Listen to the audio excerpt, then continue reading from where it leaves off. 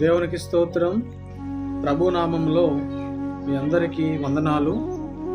ఈరోజు ఆదికాండము 22వ అధ్యాయాన్ని ధ్యానం చేసుకుందాం ప్రియులారా.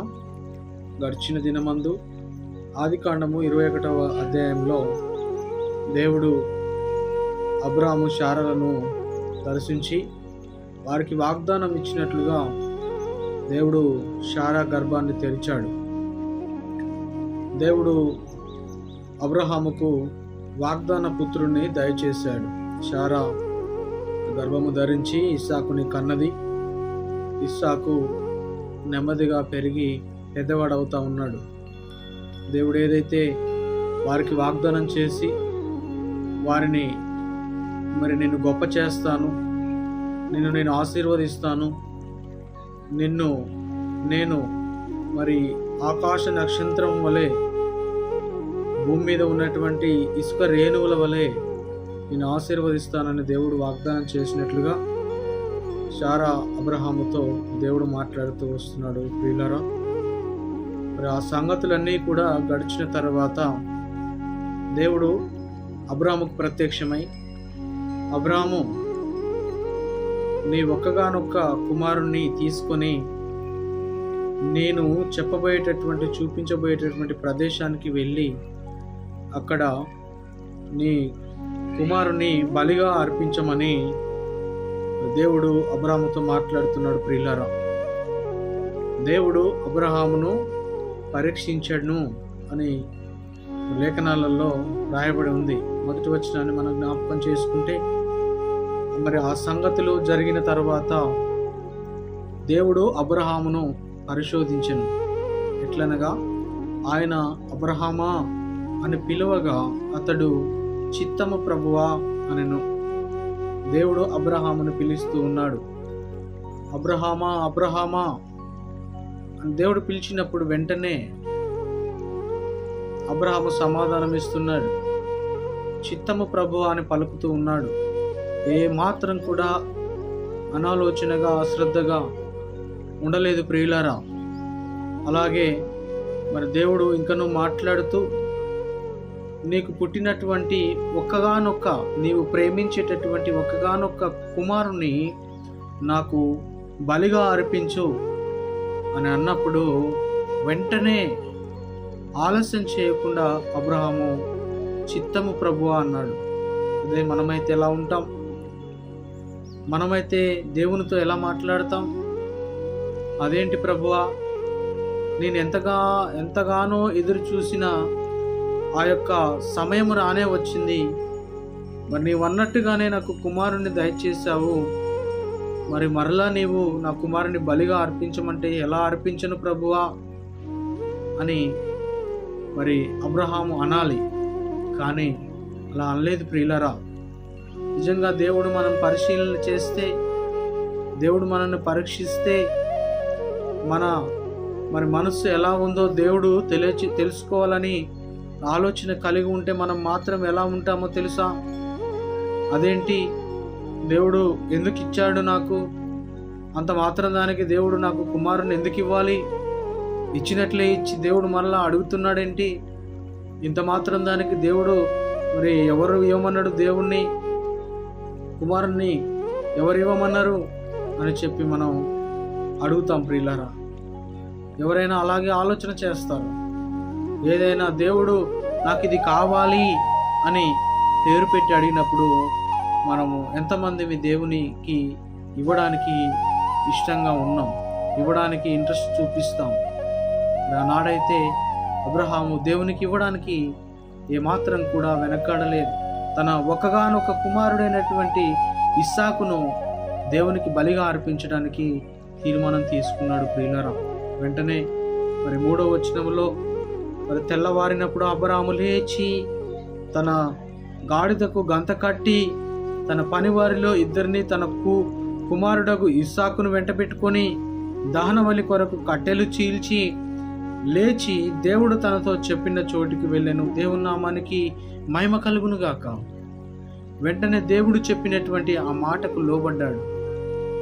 ఏమాత్రము దేవునితో పెనుగులాడటం లేదు. అయ్యో ప్రభువా, నీవిచ్చినటువంటి ఈ ఒక్కగానొక్క కుమారుణ్ణి మరలా నేను ఎలా చంపుకోవాలి, ఎలా నీకు బలిగా అర్పించాలి?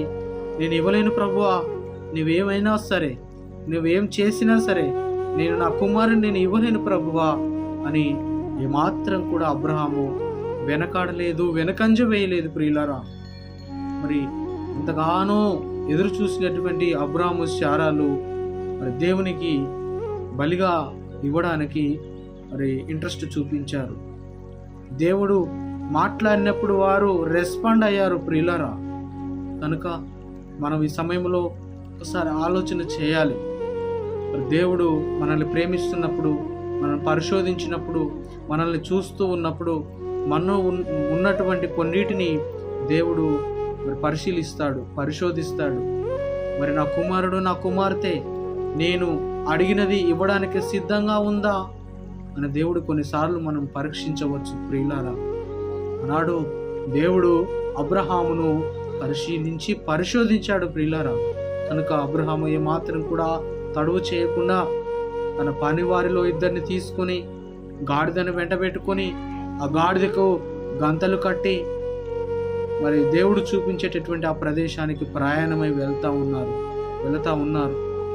మరి ఆ సమీపించినప్పుడు ఆ యొక్క మరి స్థలము దగ్గరగా వస్తూ ఉన్నప్పుడు ఆ పనివారితో అబ్రహాము ఈ విధంగా మాట్లాడుతూ ఉన్నాడు. ఈ గాడిదయు మీరును ఇక్కడ కొద్దిసేపు వేచి ఉండండి, నేను నా కుమారుడు వెళ్ళి దేవునికి మొక్కుకొని మరి వస్తామని అబ్రహాము మాట్లాడుతూ ఉన్నాడు ప్రియులారా. అలా ఆ గాడిద తన పని మనుషులను అక్కడ ఉంచి అబ్రహాము తన కుమారుడైనటువంటి మరి ఇస్సాకును తీసుకొని మరి చేతిలో అగ్నిని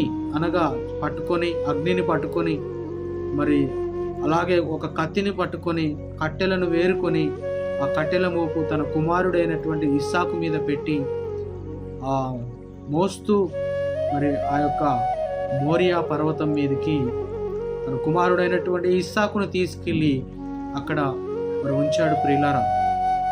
అలా వెళ్తూ ఉన్నప్పుడు మార్గ మధ్యలో మరి కుమారుడైనటువంటి ఇస్సాకు తండ్రితో మాట్లాడుతూ ఉన్నాడు.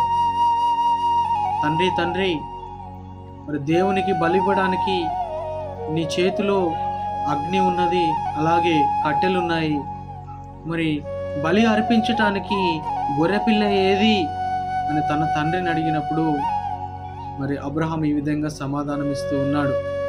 ఆ కుమారుడా, మరి తన బలి కోసము దేవుడే మరి సిద్ధపరుస్తాడని ఇస్సాకుతో చెప్తూ ఉన్నాడు ప్రియులారా. దేవుడే చూచుకొనును అని అంటా ఉన్నాడు. ఎంత మరి విశ్వాసముతో ఉన్నాడు అబ్రహాం, ఎంత ఆ విశ్వాసముతో ముందుకు కొనసాగుతూ ఉన్నాడు. తను బయలుదేరినప్పుడే ఒక దృఢమైనటువంటి విశ్వాసముతో బయలుదేరాడు. ఒక దృఢమైనటువంటి గట్టి నమ్మకముతో మరి అబ్రహాము బయలుదేరాడు ప్రియులారా. మనం ఒక మాట జ్ఞాపకం చేసుకోవాలి. తన పనివారిని ఆ యొక్క తనతో వచ్చినటువంటి ఆ గాడిదను విడిచిపెట్టి అక్కడ ఉంచి మరి వారితో అంటూ ఉన్నాడు పని మనుషులతో మరి మీరు ఇక్కడ ఉండండి, నేను నా కుమారుడు దేవునికి మొక్కి మరలా వచ్చేదము అని అంటా ఉన్నాడు. ఎంత విశ్వాసం అండి! ఆ మాట ఒకసారి జ్ఞాపకం చేసుకుంటే మరి ఆ వచనం ఒకసారి మనం చదువుకుంటే 8వ 9వ వచనంలో అలాగూ వారిద్దరూ కూడా కూడి వెళ్ళి దేవుడు చెప్పిన చోటికి వచ్చినప్పుడు అబ్రహాము అక్కడ బలిపీఠం కట్టి కట్టెలు చక్కగా పేర్చి తన కుమారుడు ఇస్సాకును బంధించి ఆ పీఠము పైన కట్టెల మీద ఉంచాడు. ఆ పై వచనాన్ని గమనిస్తే 5వ వచనంలో అంటాడు, మీరు గాడిదతో ఇక్కడనే ఉండుడి, నేనును ఈ చిన్నవాడును అక్కడికి వెళ్ళి దేవునికి మొక్కి మరలా మీ వద్దకు మరి వచ్చేదమని చెప్పి అంటా ఉన్నాడు. దేవునికి మొక్కి నేను వస్తాను అనడం లేదు ప్రియులారా. దేవునికి మేము మొక్కుకొని మరలా తిరిగి వస్తామనేటటువంటి దృఢమైనటువంటి నమ్మకము, విశ్వాసము కలిగి అబ్రహాము దేవుని మాట చొప్పున చేస్తూ ఉన్నాడు ప్రియులారా. కింది వచనాలను మనం గమనిస్తే దేవుడు మరి అబ్రహాముతో మాట్లాడుతూ ఉన్నాడు. తను సిద్ధపడ్డప్పుడు మరి తన కుమారుని యొక్క చేతులకు తాళ్ళు కట్టాడు, కాళ్ళకు తాళ్ళు కట్టాడు, తన కళ్ళకు గంత కట్టి ఆ యొక్క బలిపీఠం మీద ఉంచాడు. ప్రియులారా, బలిపీఠం మీద పడుకోబెట్టినప్పుడు కూడా తన కుమారుడైనటువంటి ఇస్సాకు, అదేంటి తండ్రి, మరి నన్ను ఇక్కడ పడుకోబెడుతున్నావేంటి? నా కళ్ళకు గంతలు ఎందుకు కడుతున్నావు? నా చేతులకు తాడెందుకు కడుతున్నావు? నన్ను ఎందుకు బంధిస్తున్నావు తండ్రి అని తన మరి తండ్రి అయినటువంటి అబ్రహామును ఏమాత్రం కూడా అడగటం లేదు, ఏమాత్రం కూడా క్వశ్చనింగ్ చేస్తలేడు, ఏమాత్రం కూడా మరి తండ్రితో ఈ విధమైనటువంటివి మరి పరిస్థితులు ఎందుకు చేస్తున్నావు తండ్రి అని అబ్రహామును అడుగుతలేడు. ప్రియులాడ, తండ్రి లోబడ్డట్టే మరి దేవుడికి అబ్రహాము లోబడ్డట్టే మరి తండ్రికి ఇస్సాకు లోబడతా ఉన్నాడు.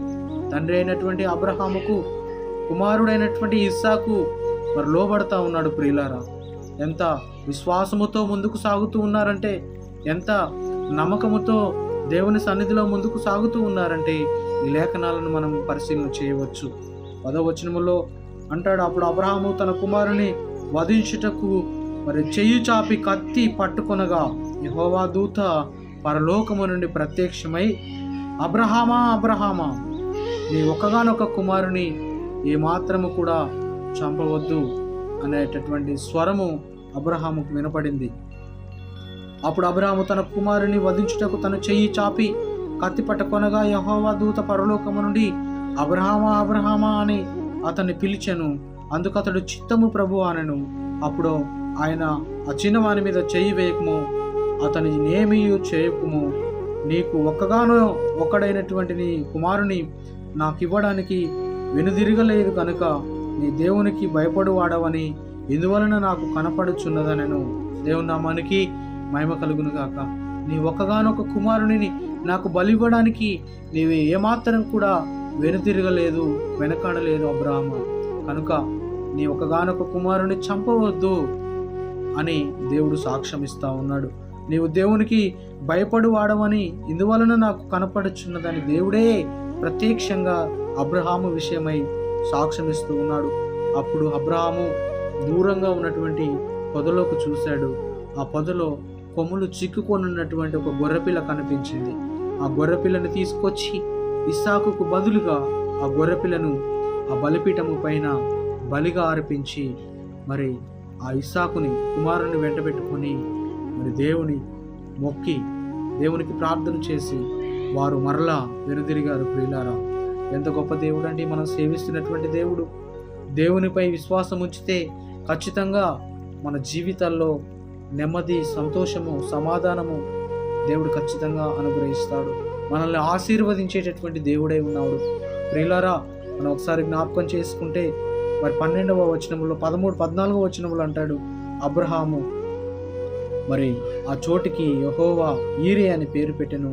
అందుచేత యెహోవా పర్వతం మీద చూచుకొనును, అవి నేటి వరకు చెప్పబడునని మరి దేవుడు మరి అబ్రహాము ఇక్కడ మాట్లాడుతూ ఉన్నాడు. అబ్రహాం అంట ఆ యొక్క ప్రదేశానికి యెహోవా ఈరే అనే పేరు పెట్టాడంట. ఆ పేరు యొక్క అర్థము దేవుడే చూచుకొనును అనేటటువంటి మాటగా మనకు తెలియబడుతుంది. ప్రియులారా, నీకు ఒక్కడే అయ్యున్న నీ కుమారుని వెనుదీయక ఈ కార్యము చేసినందున నేను నిన్ను ఆశీర్వదించి ఆకాశ నక్షత్రముల వలెను సముద్ర తీరమును నందలి ఇసుక వలెను నీ సంతానమును నిశ్చయముగా విస్తరింపజేసేదను. నీ సంతతి వారు తమ శత్రువుల గవిని స్వాధీనపరుచుకుందురు అని దేవుడు అబ్రాహాముతో మాట్లాడుతున్నాడు. నీ కుమారుని నాకు ఇవ్వడానికి నీవు ఎంత మాత్రం కూడా వెనకడుగు వేయలేదు అబ్రాహాము, కనుక నీ సంతతి వారు ఆకాశ నక్షత్రముల వలె మరి నీ సంతతి అభివృద్ధి చెందుతుంది, విస్తరిస్తుంది అని దేవుడు అబ్రాహాముతో మాట్లాడాడు. ప్రియులారా, తర్వాత 18వ వచనంలో మరి నీవు నా మాట వినినందుల భూలోకములోని జనములన్నీ నీ సంతానము వలన ఆశీర్వదింపబడును, నా తోడని ప్రమాణము చేసి ఉన్నాను, యెహోవా సెలవిచ్చెననెను. తర్వాత అబ్రాహాము తను ఆ పనివారిని మరి యొద్దకు తిరిగి రాగా వారు లేచి అందరూ కలిసి బెయేర్షెబా వెళ్ళిరి. అబ్రాహాము బెయేర్షెబాలో నివసించెను. దేవుని నామానికి మహిమ కలుగునుగాక. మరి అబ్రహాము తన కుమారుడైనటువంటి ఇస్సాకు తన పనివారు తిరిగి మరలా బెయేర్షెబా పట్టణానికి వచ్చి నివాసం ఉన్నారని మరి లేఖనాలలో రాయబడింది ప్రియులారా. కనుక మరి ప్రియ దేవుని బిడ్డలారా, దేవుని యందు విశ్వాసము ఎలా ఉండాలి అనంటే, దేవుడు మనల్ని ఆశీర్వదించినప్పుడు, దేవుడు మనల్ని గొప్ప చేసినప్పుడు, దేవుడు మనల్ని మరి అనేక రకాలుగా ఆశీర్వదించినప్పుడు దేవునికి మనము ఏదైనా చేయడానికి తీర్మానం తీసుకునే వారిగా ఉండాలి. అబ్రహాము ఆనాడు ఒక తీర్మానం తీసుకున్నాడు. దేవుని స్వరం అబ్రహాముకు వినబడ్డప్పుడు, అబ్రహామా, నీ తండ్రి ఇంటి నుండి నీవు బయలుదేరి రా అనగానే మరి తండ్రి ఇంటి నుంచి వెంటనే బయలుదేరి వచ్చాడు. ఏమాత్రం కూడా వెనకాడలేదు, వెనకంజ వేయలేదు. తర్వాత మరి నేను విస్తరింపజేస్తాను, నీ మరి గర్భము, నీ భార్య అయినటువంటి గర్భము మోయబడి ఉండగా దాన్ని నేను తెరుస్తాను, మరి నీకు వాగ్దాన పుత్రుని ఇస్తానని చెప్పినప్పుడు అబ్రహాము విశ్వసించాడు, అబ్రహాము నమ్మాడు.